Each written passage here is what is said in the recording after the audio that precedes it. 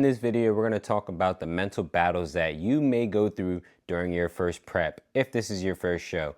These are personal battles that I've personally gone through, and hopefully you guys learned something from it. What's up, y'all? It's your boy Taylor speaking, of course, man. If you don't know me, my name is Devontae, and come sit down with me. Today, we're going to be talking about the mental battles of prep.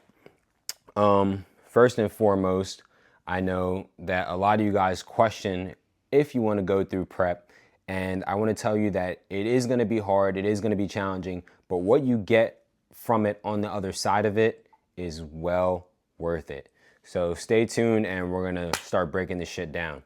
Number one, everybody knows bodybuilding is one of the most lonely sports in the world. If you want to call it a sport, I don't know what side of the fucking world you fall on, if you determine it as a sport or not. But nonetheless, the journey of bodybuilding is a lonely one. If you have friends, if you have a girlfriend, you know, the mental battle that you're going to have to go through facing everything by yourself is going to be taxing.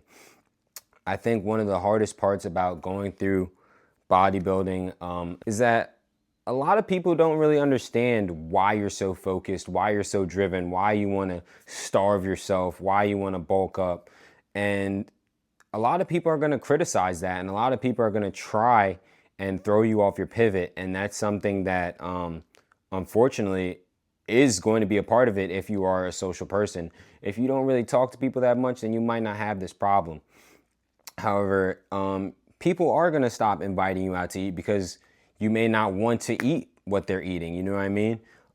Personally, I had friends that, God willing, that would help me out and they would order things that I could eat. And it wasn't that much of a detriment to me. But if you live a lifestyle where you go out to eat frequently, you go out to party and stuff like that, friends may stop inviting you out.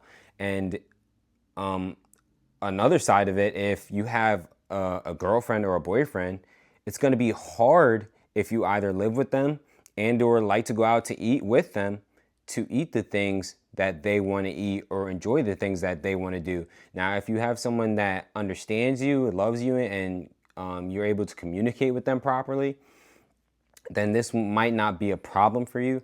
However, having a significant other during this journey is very difficult. You really have to learn to be comfortable being uncomfortable during prep. And a lot of people aren't going to understand why you are pushing yourself to these limits when you don't have to, when you could eat the cake, when you could eat the cookies, when you could drink the juice, when you could drink the soda, eat the burgers. A lot of people ain't going to understand that. And you have to make yourself understand that you're doing this for a reason. The way that I, really dealt with being alone and the loneliness that I faced during prep was, fortunately, I have friends that, participate in the sport with me, so they could understand how I would feel, when I was tired or unmotivated. It made it a little bit more easier to move forward in the process because I had friends who had already experienced what I was experiencing for the first time. So it was a lot more of a smooth process for me compared to people in my life that didn't have those people around them. Also, communicate, you know what I mean? Communicate to the people in your life that this is going to be a hard chapter for you, and just let them be aware of what they might be getting into when you're moving forward in this process. You know what I'm saying? Let them know that you might not text back or call as much. Let them know that your time is going to be occupied. Let them know that you might not be able to go out to eat for these 14, 16, 20 weeks, however long your prep is. Communication is key during this phase of the loneliness. Number two, fighting the urge to cheat. I think the hardest part in the gym the hardest part of prep isn't really the gym. It's really more so the battle that you face with your mind. And you're going to start seeing a little trope going on when it comes to this conversation of the prep. A lot of it is mental, but the urge to cheat is one of those tropes that you're going to run into so frequently. but it's one of those that is one of the hardest ones, and which is why a lot of people do not go into prep, because they know that they can't break these cravings that they have. The cravings are one of the hardest things to fight when it comes to the prep. People, when I spoke earlier on the loneliness chapter of it, people want to see you break sometimes, and it is up to you. You have to be disciplined enough to say no. Sick that when people see you on a path that you chose for yourself to try and better yourself, they're like, a lot of them, not all of them, but some people think, oh, does he think he's better than me? Why is he doing this? You know, and they're going to try and tempt you. I've been tempted so many times by people close to me, people at work, and it is hard. And you have to be strong enough to fight that. Where the craving starts is the mental negotiations. You tell yourself, oh, one meal won't hurt. Oh, I can eat this, I can eat that. And that's where the downfall begins. For me, not only where the downfall begins, but it even hurts even more when you start seeing people eat what you want to eat, especially later on in prep. You tell yourself, oh, I can just eat one cookie right now, or I could just eat this, or I could bounce back. Oh, if I do more cardio later on. The mental negotiations will throw you down a rabbit hole that makes it so hard to come back from. And I've realized that even when you look at the old school bodybuilders, that it's all or nothing. Because if you give even the tiniest bit of leeway, you ever hear the saying that you give someone an inch and they're going to take a mile? That's how it is with your brain. And your brain knows you best. So when you tell yourself these things, you barter with yourself, you're letting yourself know that you're willing to lose. You're willing to give up an inch. You're willing to give up a mile. So at least for me, what I did to avoid these mental negotiations to myself is I just followed the plan.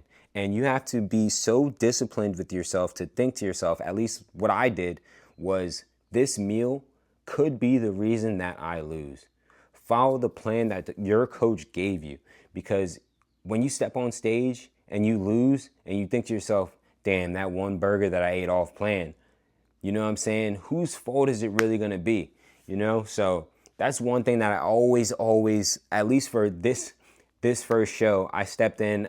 I think personally, I stepped in like a veteran, man. I fucking followed the plan. I dropped damn near 35 pounds. I started around 200 pounds. I dropped down to 169 at my lowest.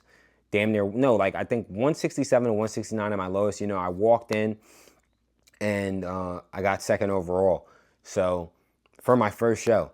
So you have to not barter with yourself. You know, even when I could do certain things and I know that I was ahead of the game, I just chose not to do it because of the fact that I know that if I let myself go just a little bit, there's no going back. And I think something else that might help people is just envision the end product. You know what I mean?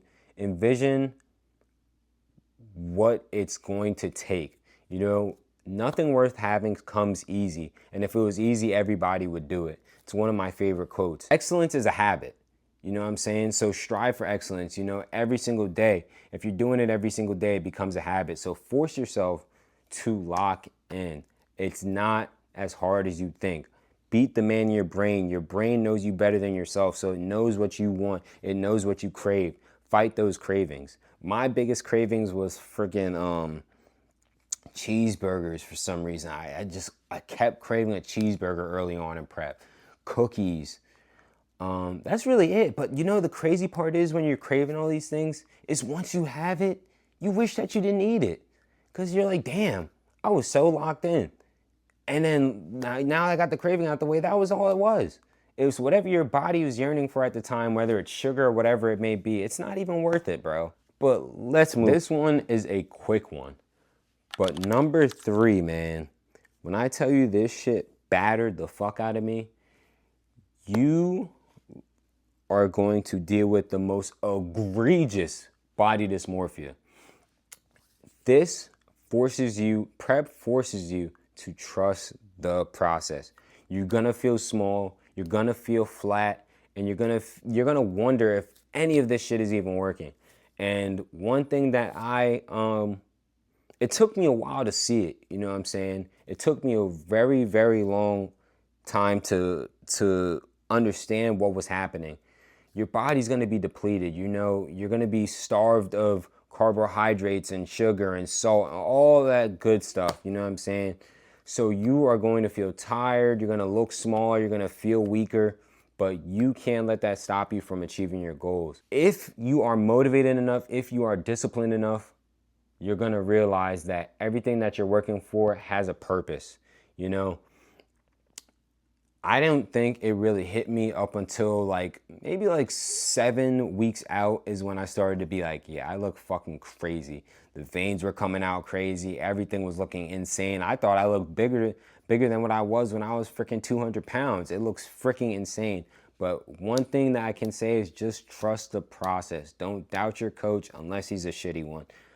Trust the process. Stick to your meals. It's normal to feel flat. It's normal to feel small. It's normal for you to get weaker. If you are a beast, sometimes you can maintain that energy, but all these things are normal. Don't feel discouraged. Just keep pushing. Make sure you eat your protein. Eating your protein is a very, very important part of staying full, but that's a topic for another video. Let's move on to number 4. My personal hardest part of the prep. You know what I'm saying? My strongest, most, I don't even know, man. This beat my fucking ass to the ground. When the motivation fades during prep, it shows and exposes your true character. You have to deal with training tired, fucking cardio exhaustion. God forbid you have work during prep. Some of you guys may be lucky enough to where, you know, you're young enough where you don't have to have a job or anything like that. But being tired and exhausted when you're in prep and depleted was one of the hardest things that I had to go through. It really showed me who I was as a character, and I appreciate the prep for that. I think that we talked about it a little bit, but this is where everything else before it really, really comes into play. This is where everything originates from, is when that motivation fades. You know what I'm saying? You're going to start thinking about the loneliness. You're going to start thinking about the food cravings. You're going to start thinking about the body dysmorphia. You're going to start thinking about every single thing that came before, and you're going to start questioning if it was really worth it. I think when the motivation fades, it cracks everything. It puts holes in things that you didn't even know were even there. And personally, me, I'm an iron worker. So I'd be working 8 to 10 hour days, 50 to 60 hour work weeks during my final weeks of prep. And I was exhausted. My legs were heavy as shit. You know, I had to deal with like balding up. You know, I'm doing a dangerous task. And some days I did not feel like doing anything. And that was the hardest part of prep for me, was trying to stay motivated and have the energy to do the things that I needed to do, especially when it came to showing up in the gym and continuing to eat the meals. You're going to be starving when it comes to the bottom part of the prep. And that is something that no one can really train you for. It has to be in you, not on you, if that makes any sense. This part dips into every other thing that we talked about, because when the motivation fades, right, and you're showing up to the gym, you have no energy to lift. Like when I was at peak bulk, I was like inclining like 120s with ease, you know what I'm saying? But at the peak of the prep, I could barely do fucking 90s for like 4. And it was defeating, it was crushing. Like you start wondering to yourself, what am I even doing right now? You know, am I gonna hurt myself? And you gotta try and go lighter. You have to focus on the plan. You have to fight for what you want, because when the motivation fades, that's when the discipline really shows itself. So just keep pushing, you know. Something that I used a lot when I was in my final steps of prep was music. And a lot of the music I played was like, you know, mixes and mashes of like fucking some of the greats, Dorian Yates, Kevin Lovroni, Ronnie Coleman, of course, things that would drive me from people who have been through what I've been through. And of course, obviously, they went through it on a whole different level, but it really did help me and push me to, stay on top of my goal and remember why I wanted it. And it's not only to prove to others that you are who you say you are, but really yourself. You know what I'm saying? You are pushing yourself to the limits. You are pushing yourself to the peak of the capacity that your body can give at this given moment. And it's a beautiful thing to see, you know what I'm saying? So that's one of the things that I really enjoyed about this prep was, seeing who I really am, learning who I really am, because a lot of people, when it gets to this part of the prep, would probably fade away. And a lot of people don't make it to the show because of this reason. When the motivation fades, why are they still doing this? Why are they willingly suffering? You know what I'm saying? And I need to stop saying, you know what I'm saying? A lot of people are going to wonder why they're willingly going through what they're going through when they're hungry as hell, when they want to go out with their friends, party and drink. It's going to expose the people who really want it. And guess what? More power to you, because diamonds aren't forged under sunshine and rainbows. No, they're forged under fire. So you have to be able to withstand the pressure if you want to be a diamond, because this shit ain't going to be easy. Everybody ain't going to walk around with fucking chiseled abs, fucking double D pecs. You know what I'm saying? It's a fucking battle.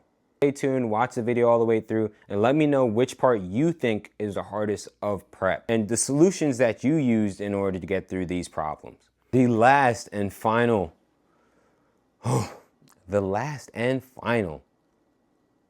number 6. I think this is an underrated one just because of the fact that it goes kind of under the radar. The post-show.